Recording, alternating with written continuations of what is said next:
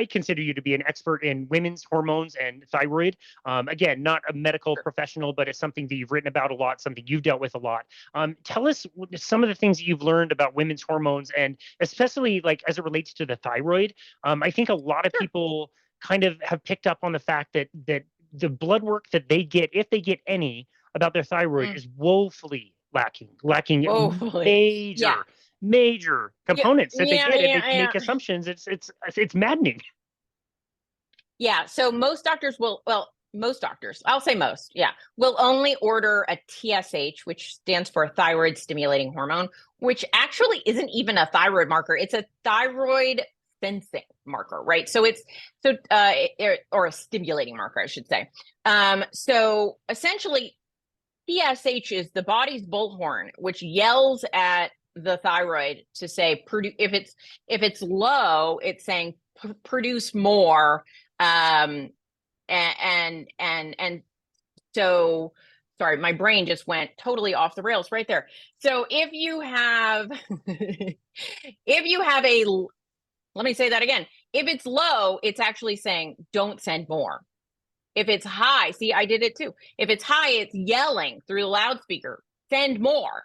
So when you have a high TSH, it doesn't mean you have high thyroid numbers. It means it's screaming for thyroid hormone. And so what you need to then know is, well, what are my actual thyroid numbers, right?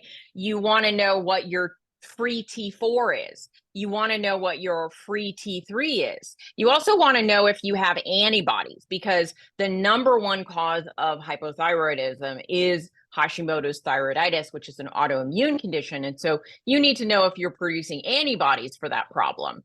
And so TSH is helpful. I think you should run a TSH in your annual labs, but it only opens the door. It does not give you accurate information, because the other thing people don't know is, for women at least, different time of the month, TSH might go up. Did you just work out? TSH might be up. Have you not eaten recently? So all of these things can affect your TSH. It is a very changeable number from one day to the next, from 1 minute to the next. It might be drastically different, or rather I should say dramatically different. That's the wrong use of drastically. So it's not enough, but it might say, wow, that TSH is really out of alignment. Let's do some follow-up. Let's actually look at some thyroid labs. Got it. Okay. And then in the book, do you give like practical things that people can do if those values are too high or too low? Or is it basically they need to work with a practitioner and get on some type of hormones or some type of medication? Right. We tell them what are the accurate. So there are hundreds of thyroid tests you could run, but only some of them are useful. So we tell you the useful ones, you should run these. And then you do need to work with a doctor, because whether you can, in almost every state, you can order these tests yourself, but you cannot order your own medication. And so most people will, if you have these out of whack, will need to use some type of thyroid medication, and that is by prescription.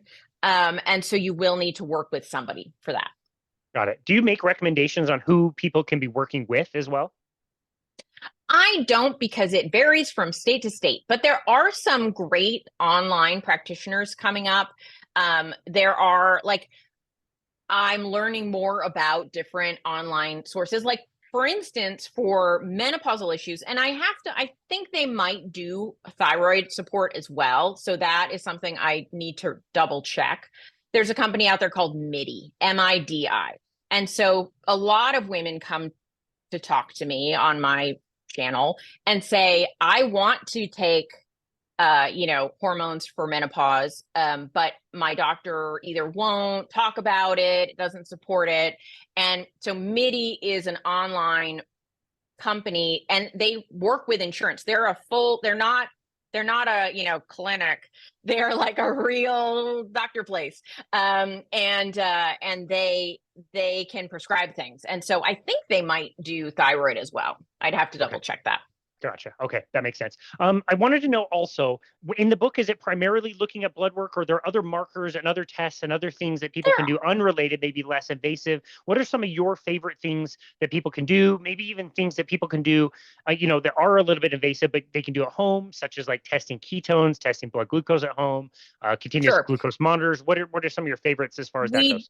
we do have a section on how to use a continuous glucose monitor. We have a section on, how can you monitor your blood sugar to make sure it's staying in an optimal range. We do talk a little bit about body composition in the book, specifically around aging well, and having the right kind of body composition in terms of maintaining an appropriate amount of muscle mass and strength as you age. One of the things we go into in this book, so it's kind of divided up into a couple of sections. And the first section is like, annual labs. Then there's a whole section on managing common health conditions like hypothyroidism, menopause issues, other hormonal, adrenal, all these other things that commonly break down. Then the last section is on like things people die from and how you might monitor those kinds of things. And one of those is actually keeping a good body composition is very helpful, specifically against falls, right? One of the main causes of death of older adults is falling. And especially though, like just falling isn't it. It's falling when frail. And so we talk about muscle mass. We do talk about like some strength testing, like that does seem indicative, like grip strength and leg strength of longer life. So we do talk about a few non-blood work things in the book. It's mostly blood work. But it includes some other things. Okay, yeah, that's really helpful. Is there a particular way of measuring body composition that you like? And if so, is there also like a frequency you like? Would you rather have somebody do a DEXA annually versus doing bioelectrical impedance weekly, for example? Right. I would say that most bioimpedance is, to put it politely, not super useful. There may be new technology that comes out, but the average scale that people have in their house that says it's a bioimpedance scale, not very accurate. And so like I am a much fluffier human than my boyfriend. And yet on our home scale, it says he has more body fat than I do, when I probably have 3 times as much body fat as he does. So like that seems wrong, right? And so the home scale, not super helpful, and not worth spending a lot of money on, in my opinion. So the bod pod is fairly accurate. DEXA is kind of the gold standard. Now, in part, it's the gold standard because that's just what everyone decided to test with, but it's pretty accurate. So I would say DEXA. And part of the reason I like a DEXA better than all the others is it gives you an estimated visceral fat, but it also gives you an estimated bone density. And bone density, especially in women, I'll say postmenopausally, but also for men, osteoporosis is no bueno. You don't want that. And you need to do a lot of self-protection to know what your bone density looks like. So DEXA kind of gives you a lot of good info. And so because of that, I don't care. I am not qualifying people for bodybuilding compositions. I don't care if it says you're 10%, but you're 11%. I don't care, right? But I would like to know if you're 20% or 40%, right? Like broad strokes are fine.